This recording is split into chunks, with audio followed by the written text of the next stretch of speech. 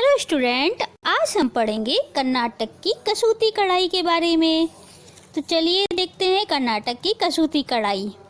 कर्नाटक की कढ़ाई कसूती के नाम से जानी जाती है। इस कढ़ाई की लोकप्रियता न केवल भारत में बल्कि अन्य देशों में भी है। कसूती दो शब्दों के मिलने से बना है। काधन सूती, का अर्थ है हाथ और सूती का अर्थ है धागा। इस तरह कन्नड़ भाषा में कसूती कढ़ाई को सूती धागे से हाथ की कढ़ाई कहा जाता है। कसूती कढ़ाई के संबंध में शैलजा डी नायक ने अपनी पुस्तक ट्रेडिशनल एम्ब्रॉयडरी ऑफ इंडिया में लिखा है, Kasuti embroidery speaks about the people of Karnataka, their tradition, customs and professions.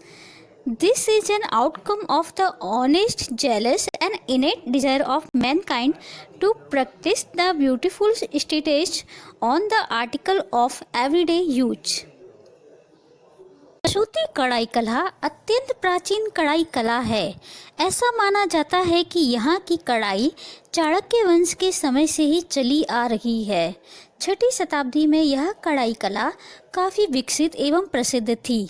दक्षिण भारत में कसूती कढ़ाई को सातवाहन, चालुक्य, राष्ट्रकूट, पांड्या, चोल एवं पल्लव आदि राजवंशों द्वारा काफ़ी प्रोत्साहन मिला।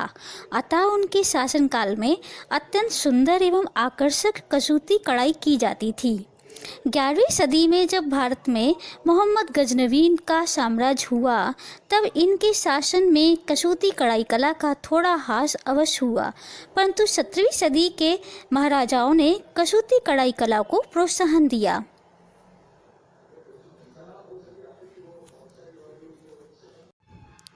कसूती कढ़ाई में नमूने काटने के लिए नमूनों को वस्त्र पर नहीं छापा जाता है, बल्कि ताने एवं बाने, वार्प एंड वेफ्ट के धागों को गिनकर कढ़ाई की जाती है।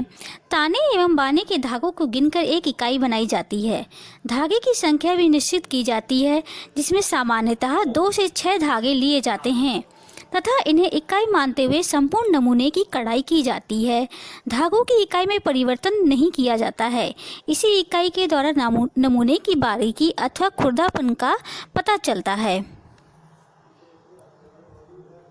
रुमाल, बेड कवर, पर्दे, sofa cover, cushion cover, bag, salwar suit, cuff belt, shirt के पॉकेट, कॉलर, दुपट्टा, टोपी, बच्चों के परिधान आदि भी काटे जाते हैं।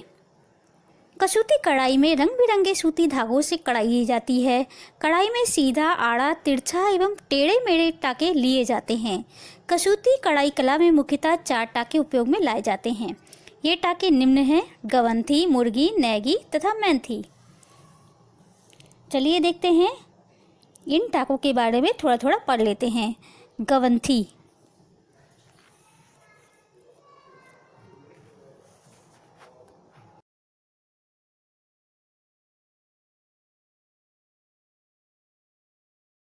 कसूती कढ़ाई कला के टाकों के प्रकार। पहला प्रकार है गवंथी।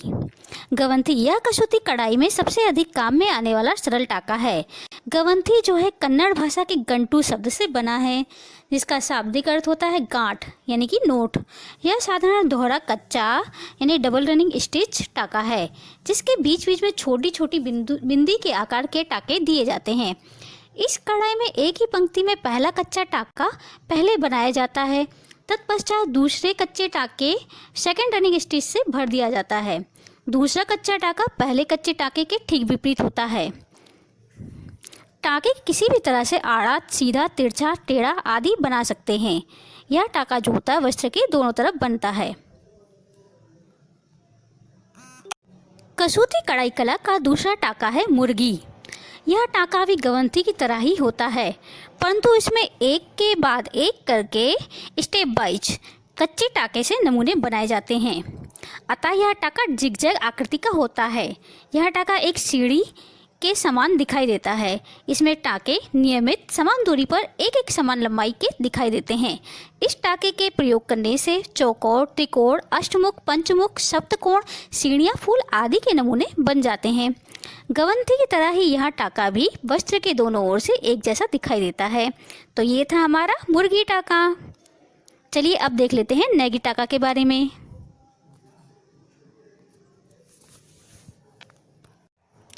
तीसरी कढ़ाई कला का टाका है हमारा नैगी।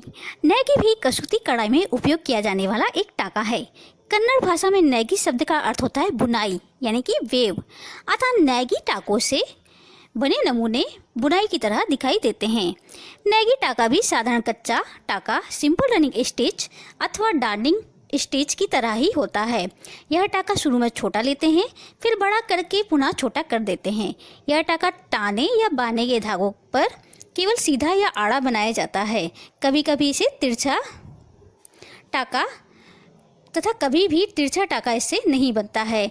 अतः नैगी टाके में से बने नमूने वस्त्र पर नैगी टाके से बने नमूने वस्त्र पर तैरते से प्रतीत होते हैं।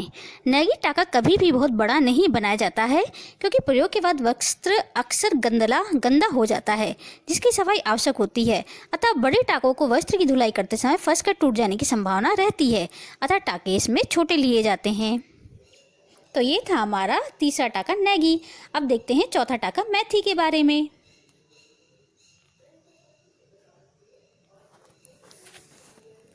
हमारा चौथा और अंतिम टाका है मैथी। मैथी टाका साधारण क्रॉस टाका के समान होता है। कन्नड़ भाषा में मैथी का अर्थ है मेथी का बीज। यह टाका मेथी के बीज की तरह ही दिखाई देता है। शायद इसलिए कर्नाटक वासी इसे मैथी टाका कहते हैं। मैथी टाका हेरिनबोन से भी मिलता जुलता है। यह टाका उभरा उभरा दिखाई देता है, जिससे नमूने की भराई की जाती है। तो ये थे हमारे 4 टाकों के प्रकार: गवंथी, मुर्गी, नैगी और मैथी। ये थी हमारी कर्नाटक की कसूती कढ़ाई कला। उम्मीद करती हूँ स्टूडेंट आपको ये टॉपिक समझ में आया होगा। धन्यवाद।